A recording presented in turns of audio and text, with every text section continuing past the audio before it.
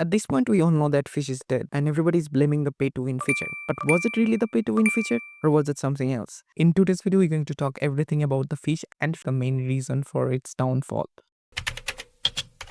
Right after Fish got its popularity, all the public server got infested with hacker and exploiters. This was really annoying for the normal player. Well, Fish had a lot of limited events like catching megalodon, whale shark, and a lot of different kind of fishes, which was needed to complete event to progress in the game. The problem with this event was there was only one fish to catch for the whole server, and most of the server was infested with hackers and bots, which made all the real player really struggle to catch even once, because while you are trying to catch up to the fish with your boat, hacker is teleporting there instantly and start to reel in fishes. It was also instant. Not only this was really frustrating for the normal player to catch up onto them, this also made the server really laggy because they were catching fish so fast, which was abnormal for the server to handle, and all the normal players suffered really a lot from this. That's why at one point everyone suggested if you are playing Fish, only play on private server. But the problem with private server was it wasn't free, so majority of the player couldn't afford to pay for the server. That's left them to play on public server, which made the game unfair. While someone is flying with their hacks and exploiting everywhere, catching fish and making the server lag, you are stuck playing slow and missing out on even fish. This made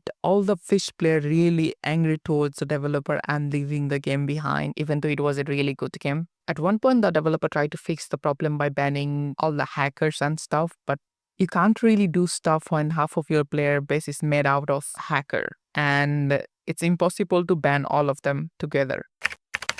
Fish was mainly created by Uzinet. In the beginning of the game, he said that he not going to make this game pay to win, and he kept his word for a long time. And everyone loved it when Fish didn't have any kind of pay to win feature. Only few skin, which was optional for anyone to either buy or skip. But things got a huge turn when Dubik Studio put their eyes on the Fish game. They took the game from Uzinat and started to make huge changes to it. Big studios like Dubik Studio often ruin Roblox game after buying them. They take popular games like Grow a Garden or Blue Lock, Rivals, and change them to make more money, adding things like pay to win feature and expensive items. This makes the game less fun for the player who like the original vision. The original creator usually leaves and the update from the studio feels forced and unnecessary. Player gets upset because the game loses its original style and becomes more about money than fun. These studios also control mini games, which makes Roblox less creative and diverse. And when the games stop making money, they often stop updating it, leaving it broken or ignored. This hurts the community and makes players lose interest. Everything was same when Dubik Studio bought Fish. Things started to change. They added competitive feature like Megalodon Hunt, limited time event,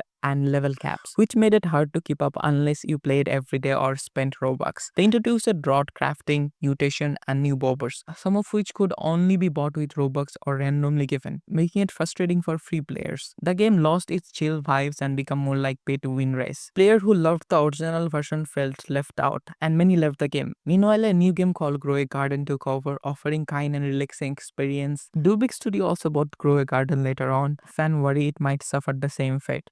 So, in short, Dubik Studio turned it Fish from a peaceful hangout into a stressful grind, and that's how they killed it. In Fish, the grind became really exhausting. Player had to fish over and over again in the same spot just to level up or earn enough money for better odds. Even catching one good fish could take a long time. The progress was super slow. You would spend hours trying to get XP and rare fish, only to get trash or low-valued catches. The secret fish made it even worse. They had extremely low catch chances and required specific bait, weather, and time. So player had to grind for hours just to get one.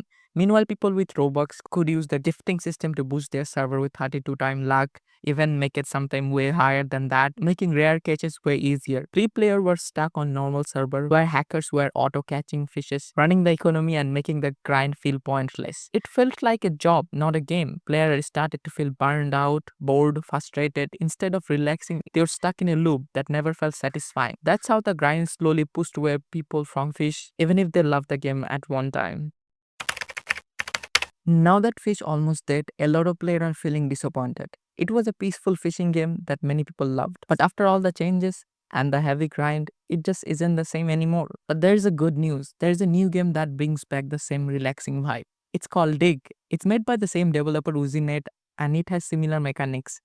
Instead of fishing, you dig for rare items, upgrading gears, and exploring different zones. The gameplay feels familiar, but it's more fun and less stressful. What makes this special is Ujinet isn't trying to turn it into a big money-making game. He's keeping it friendly for free-to-play players. You don't need Robux to enjoy it. The grind is still there, but it feels fair. You actually make progress without feeling stuck. There are quests, boss, and cool gear to collect, but everyone has a chance to succeed, not just the people who spend money. Ujinet also said he has full control over the game, which means no big studio can mess it up like they did with Fish. A lot of YouTubers are already playing Dig and sharing their experience. The community is growing and the players are excited because it feels like Fish got a second chance. But this time, it's being done right. If you liked Fish before it changed, Dig might be exactly what you're looking for. Well guys, that's it for today's video. I'm a new at video making, so I may have made it a lot of error on the video. If you find any, please do point it out, and if you enjoyed any part of this video, please do consider subscribing and liking the video. Thanks for watching.